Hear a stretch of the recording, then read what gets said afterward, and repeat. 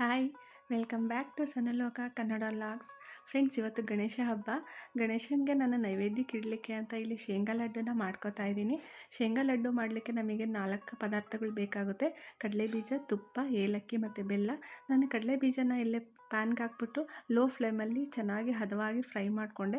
ಅದು ತಣ್ಣಗಾಗಿದ್ದಾದಮೇಲೆ ನಾನು ಇದನ್ನು ಮಿಕ್ಸಿ ಜಾರಿಗೆ ಟ್ರಾನ್ಸ್ಫರ್ ಮಾಡ್ಕೋತಾ ಇದ್ದೀನಿ. ಮತ್ತು ನಾನು ಇದಕ್ಕೆ ಬೇಕಾಗಿರೋ ಅಷ್ಟು ಬೆಲ್ಲನ ಕುಟ್ಟಿ ನುಣ್ಣಗೆ ಪುಡಿ ಮಾಡಿಟ್ಕೊಂಡಿದ್ದೆ. ಸೊ ಅದನ್ನು ಕೂಡ ನಾನಿಲ್ಲಿ ಸೇರಿಸ್ಕೊತಾ ಇದ್ದೀನಿ.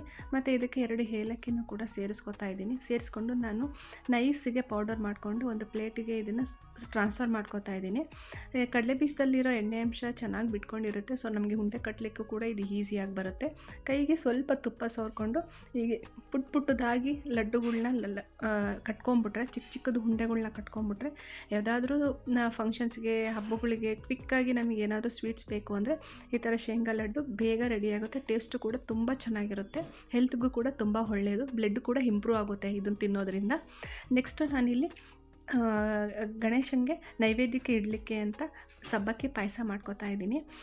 ಒಂದು ಪ್ಯಾನ್ಗೆ ನಾನು ಸಬ್ಬಕ್ಕಿ ಹಾಕ್ಬಿಟ್ಟು, ಸಬ್ಬಕ್ಕಿ ಯಾವ್ದು ತೊಗೊಂಡಿದ್ದೀನಿ ನಾನು ಅಂದರೆ ಚಿಕ್ಕದಾಗಿರೋ ಸಬ್ಬಕ್ಕಿ ಬರುತ್ತಲ್ಲ, ನೈಲಾನ್ ಸಬ್ಬಕ್ಕಿ ಅಂತ ಕರೀತಾರಲ್ಲ, ಸೊ ಅದನ್ನು ಹಾಕಿ ಲೋ ಫ್ಲೇಮಲ್ಲಿ ಚೆನ್ನಾಗಿ ಹುರ್ಕೋತಾ ಇದ್ದೀನಿ.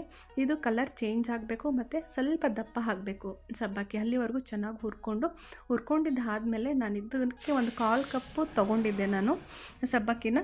1.5 ಕಪ್ಪಷ್ಟು ನಾನು ನೀರನ್ನು ಆ್ಯಡ್ ಮಾಡ್ತಾಯಿದ್ದೀನಿ. ಇದಕ್ಕೆ 1.5 ಕಪ್ಪಷ್ಟು ನೀರನ್ನು ಹಾಕಿದಾದಮೇಲೆ ಸಣ್ಣ ಉರಿನಲ್ಲಿ ನಾನು ಇದನ್ನು ಚೆನ್ನಾಗಿ ಹುರ್ಕೊತಾ ಇದ್ದೀನಿ, ಚೆನ್ನಾಗಿ ಬೇಯಿಸ್ತಾ ಇದ್ದೀನಿ. ಸಣ್ಣ ಉರಿನಲ್ಲಿ ನಾನು ಇದನ್ನು ಸಣ್ಣ ಉರಿನಲ್ಲಿ ನಾನು ಇದನ್ನು ಚೆನ್ನಾಗಿ ಬೇಯಿಸ್ಕೊತಾ ಇದ್ದೀನಿ. ಇದು ಬೆಂದಾದಮೇಲೆ ನಾನು 1/2 ಕಪ್ ಹಾಲನ್ನು ಮುಂಚೆನೇ ಕಾಯಿಸಿ ಇಟ್ಕೊಂಡಿದ್ದೆ.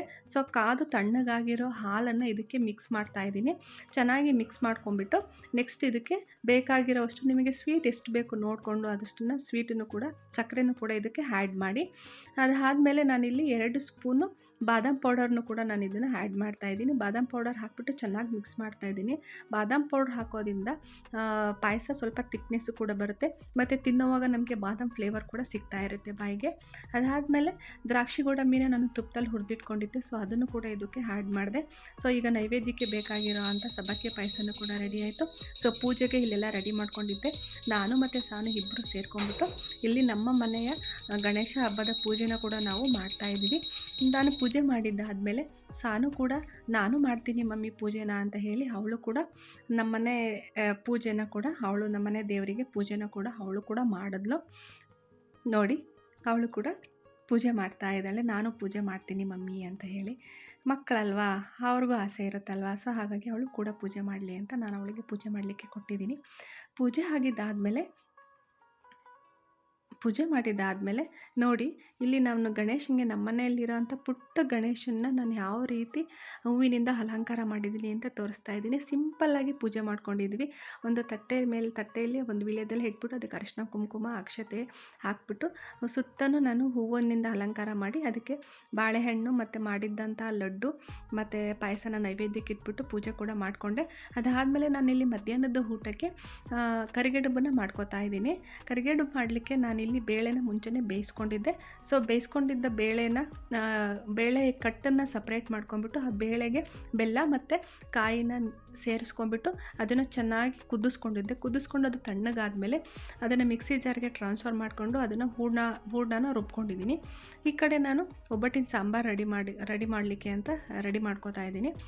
ಸಾನುಗೆ ಒಬ್ಬಟ್ಟಿನ ಸಾಂಬಾರು ಅಂದರೆ ತುಂಬ ಇಷ್ಟ. ನಾವಿರೋದು 3 ಜನ, ನಮಗೆ ಬೇಕಾಗಿರೋ ಅಷ್ಟನ್ನು ಮಾತ್ರ ನಾನು ಮಾಡ್ಕೊತಾ ಇದ್ದೀನಿ. ನಾನಿಲ್ಲಿ ಸಾಂಬಾರು ಮಾಡಲಿಕ್ಕೆ ಒಣಮೆಣ್ಸಿನ್ಕಾಯಿನ ಹುರ್ಕೋತಾ ಇದ್ದೀನಿ. ಅದಾದಮೇಲೆ ಬೆಳ್ಳುಳ್ಳಿ, ಈರುಳ್ಳಿ, ಕರಿಬೇವಿನ ಸೊಪ್ಪು ಮತ್ತು ಜೀರಿಗೆ, ಒಂದು ಅರ್ಧ ಇಂಚು ಚಕ್ಕೆ ಮತ್ತು ಒಂದು 4-5 ಮೆಣಸನ್ನು ಹಾಕಿ ಚೆನ್ನಾಗಿ ಹುರ್ಕೊಂಡು ಅದನ್ನು ಒಂದು ಮಿಕ್ಸಿ ಜಾರಿಗೆ ಟ್ರಾನ್ಸ್ಫರ್ ಮಾಡ್ಕೋತಾ ಇದ್ದೀನಿ.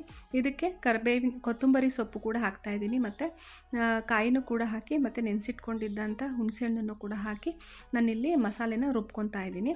ರುಬ್ಕೊಂಡಿದ್ದಾದಮೇಲೆ ನಾನಿಲ್ಲಿ ಸಾಂಬಾರು ಮಾಡಲಿಕ್ಕೆ ಒಗ್ಗರಣೆ ಹಾಕೋಕ್ಕೆ ಒಂದು ಪ್ಯಾನ್ ಇಟ್ಬಿಟ್ಟು ಅದಕ್ಕೆ ಸಾಸಿವೆ, ಅದಕ್ಕೆ ಆಯಿಲ್ ಹಾಕ್ಬಿಟ್ಟು ಸಾಸಿವೆ, ಕರಿಬೇವಿನ ಸೊಪ್ಪು ಮತ್ತು ಈರುಳ್ಳಿನೂ ಕೂಡ ಹಾಕ್ಬಿಟ್ಟು ಚೆನ್ನಾಗಿ ಒಗ್ಗರಣೆ ಮಾಡಿಕೊಂಡೆ. ಒಗ್ಗರಣೆ ಮಾಡ್ಕೊಂಡಿದ್ದಾದಮೇಲೆ ನಾನು ರುಬ್ಬಿಟ್ಕೊಂಡಿದ್ದಂಥ ಮಸಾಲೆನೂ ಕೂಡ ಇದಕ್ಕೆ ಸೇರಿಸ್ಕೊಂಡು, ಬೇಳೆ ಬೇಯಿಸ್ಕೊಂಡಾಗ ನಾನು ಸಪ್ರೇಟಾಗಿ ತೆಗೆದಿಟ್ಕೊಂಡಿದ್ನಲ್ಲ ಬೇಳೆ ಕಟ್ಟು, ಅದನ್ನು ಕೂಡ ಇದಕ್ಕೆ ಸೇರಿಸ್ಕೊತಾ ಇದ್ದೀನಿ.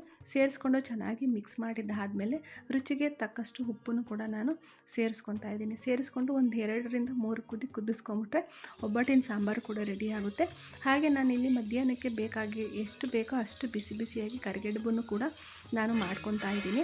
ಒಬ್ಬಟ್ಟು ಮಾಡ್ಕೊಂಡಿಲ್ಲ, ನಾನಿಲ್ಲಿ ಕರಿಗಡುಬನ್ನೇ ಮಾಡ್ಕೊತಾ ಇದ್ದೀನಿ. ಮಾಡ್ಕೊಂಡಿದ್ದಾದಮೇಲೆ ಅರೌಂಡ್ 3 ಆಗಿತ್ತು. ನಮ್ಮದು ಮಧ್ಯಾಹ್ನದ ಊಟ ಕೂಡ ಆಗಿತ್ತು. ಸಾನು ಬಂದು ನಾನು ಸ್ಕೇಟ್ರಿಂಗ್ ಪ್ರಾಕ್ಟೀಸ್ ಮಾಡ್ತೀನಿ ಮಮ್ಮಿ ಅಂತ ಹೇಳಿದ್ಲು. ಸೊ ಆಯಿತು ಅಂತ ಹೇಳಿಬಿಟ್ಟು ನಾನು ಕೂಡ ಒಬ್ಬಳೇ ಬಿದ್ದರೆ ಆಯಿತು ಅಂತ ಹೇಳಿಬಿಟ್ಟು ಅವಳಿಗೆ ಕೈ ಹಿಡ್ಕೊಂಡು ಪ್ರಾಕ್ಟೀಸ್ ಕೊಡಿಸ್ತಾ ಇದ್ದೀನಿ. ಇದು ಆಗಿತ್ತು ಫ್ರೆಂಡ್ಸ್ ನಮ್ಮ ಹಬ್ಬದ ದಿನದ ವ್ಲಾಗ್. ಫ್ರೆಂಡ್ಸ್, ನಿಮಗೆ ಈ ವಿಡಿಯೋ ಇಷ್ಟ ಆಗಿದರೆ ಪ್ಲೀಸ್ ನಿಮ್ಮ ಫ್ರೆಂಡ್ಸ್ ಆ್ಯಂಡ್ ಫ್ಯಾಮಿಲಿಗೆ ಈ ವಿಡಿಯೋನ ಶೇರ್ ಮಾಡಿ, ಲೈಕ್ ಮಾಡಿ, ಕಮೆಂಟ್ ಮಾಡಿ, ಹಾಗೆ ನನ್ನ ಚಾನಲ್ನ ಸಬ್ಸ್ಕ್ರೈಬ್ ಮಾಡ್ಕೊಳ್ಳಿ friends. Thank you for watching.